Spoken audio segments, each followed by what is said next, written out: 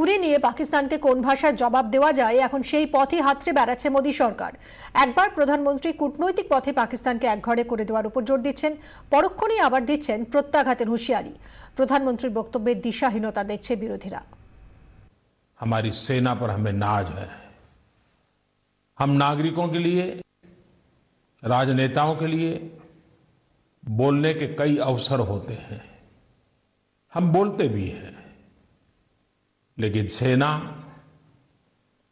बोलती नहीं है, सेना पराक्रम करती है। हमारे 18 जवानों का बलिदान बेकार नहीं जाएगा। भारत सफल रहा है पूरे दुनिया में आपको अलग थलग करने के लिए, और हम उसको तेज करेंगे और पूरे विश्व में आपको अकेला रहने के लिए हम मजबूर करके रहेंगे। কাশ্মীরকে বিচ্ছিন্ন করার স্বপ্ন যারা দেখছেন তারা ভুল করছেন, কারণ এখন বিজেপি সরকার দেশ চালাচ্ছে। কোজিকোড়ে বিজেপির জাতীয় কর্মসমিতির সভায় বললেন বিজেপির সভাপতি অমিত শাহ। मैं आज यहां से ये भी कहना चाहता हूं कि इस प्रकार की हरकत कर कर अगर कोई दिवा स्वप्न देखता है कि कश्मीर को भारत से अलग कर देंगे, तो वो लोग याद रखें, ये भारतीय जनता पार्टी की सरकार है, ये कभी सच न होने वाला दिवा स्वप्न सिद्ध होने वाला है। পাকিস্তানকে শিক্ষা দিতে কূটনৈতিক প্যাচে কাজের কাজ কিছুই করতে পারছে না মোদী সরকার। কেন্দ্রের বিরুদ্ধে কার্যত এই অভিযোগই তুলছেন কংগ্রেস নেতারা। तुम्हें यूनाइटेड नेशंस में ले जाएंगे और आपको आइसोलेट कर देंगे, जबकि अमेरिका उनके साथ दे रहा है, जबकि रूस उनके साथ दे रहा है, जबकि चीन उनके साथ दे रहा है, जबकि ईरान कह रहा है कि ये चाइना पाकिस्तान इकोनॉमिक कॉरिडोर का इस्तेमाल हम भी करना चाहते हैं, तो हम कैसे उनको आइसोलेट कर पाएंगे? सीधी बात कहिए, आप कश्मीरियों से बात करने को तैयार हो क्या, जो असंतुष्ट कश्मीरी है, और पाकिस्तानियों से आप बात करने को तैयार हो क्या? आप दोनों तरफ तैयार नहीं हो तो आपकी नीति है क्या? রাষ্ট্রসংঘের সাধারণ সভায় আজ নওয়াজ শরীফকে জবাব দেবেন বিদেশমন্ত্রী সুষমা স্বরাজ। রোডম্যাপ তৈরি, প্রধানমন্ত্রীর বেঁধে দেওয়া চড়া সুরেই পাকিস্তানকে তুলোধনা করার প্রস্তুতি নিয়ে ফেলেছেন বিদেশমন্ত্রী।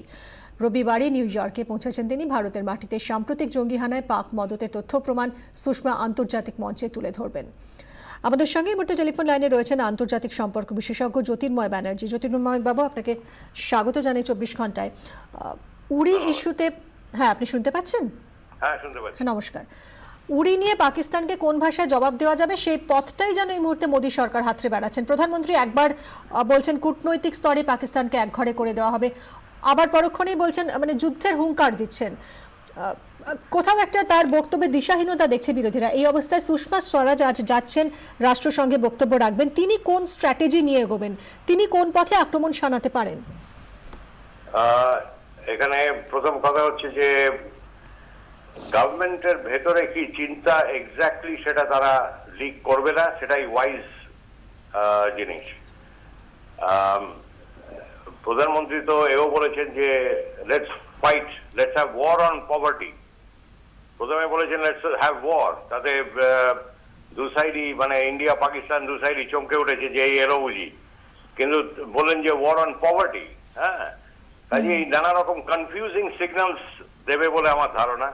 তবে ইউনাইটেড নেশনসে নিশ্চয়ই পাকিস্তানের হাঁড়ির খবর ভেঙে পড়বে যে এরা সমানে বারবার টেরোরিজম রিপিট করছে, এবং আমেরিকাতে যে এসছে কি বলে একটা রেজলিউশন পাস হয়নি এখনো, রেজলিউশন ইন্ট্রোডিউস করা হয়েছে সেনেটে কংগ্রেসের ভেতরে যে পাকিস্তানকে টেররিস্ট স্টেট হিসেবে ডিক্লেয়ার করা হোক। এই জিনিসটা এই নিয়ে বোঝা যাচ্ছে যে ওয়ার্ল্ড ওপিনিয়ন, আর আমি নিজেও ঘেঁটে দেখেছি, শুধু ইংরেজি ল্যাঙ্গুয়েজ না, জার্মান ল্যাঙ্গুয়েজেও যেসব ম্যাগাজিন ট্যাগাজিন এসব নিউজ পেপার আছে, টিভি ইত্যাদি, সবাই জানে যে পাকিস্তানে টেরোরিজমের একটা বিরাট ঘাঁটি।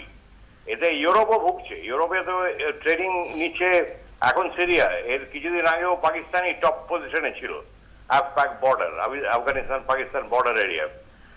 কাজে পাকিস্তানের অবস্থা শোচনীয়, এবং পাকিস্তানের ডন রিপোর্ট করছে যে we have very few friends left, আমাদের বন্ধু সংখ্যা ভীষণ কমে গেছে। এটা ডনের রিপোর্ট, একেবারে রিসেন্ট রিপোর্ট।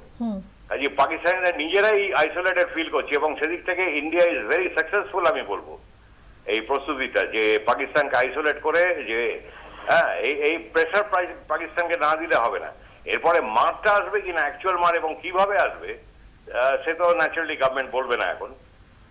কিন্তু যাই হোক, বাইরে থেকে যা দেখা যাচ্ছে পাকিস্তানের আইসোলেশন নিয়ার কমপ্লিট। অনেক ধন্যবাদ আপনাকে। আন্তর্জাতিক সম্পর্ক বিশেষজ্ঞ জ্যোতির্ময় ব্যানার্জির সঙ্গে কথা বললাম। আমরা শুনে নেব প্রতিরক্ষা বিশেষজ্ঞ पीके सहगल এই বিষয়ে কি বলছেন। सुषमा स्वराज जो है बहुत बड़े पैमाने पर साफ तौर पे दुनिया के सामने रखेगी कि इस शैतानी की जड़ केवल पाकिस्तान है, कि इस अनरेस्ट का भी कारण पाकिस्तान है। बहुत बड़े पैमाने पर पाकिस्तान ने पैसा पंप इन किया, बहुत बड़े पैमाने पर घुसपैठ कर रहे हैं। उरी भी इसी के साथ लिंक्ड है, बहादुर अली भी इसके साथ लिंक्ड है, वो एक और पकड़ा गया आतंकवादी वो भी इसके साथ लिंक्ड है।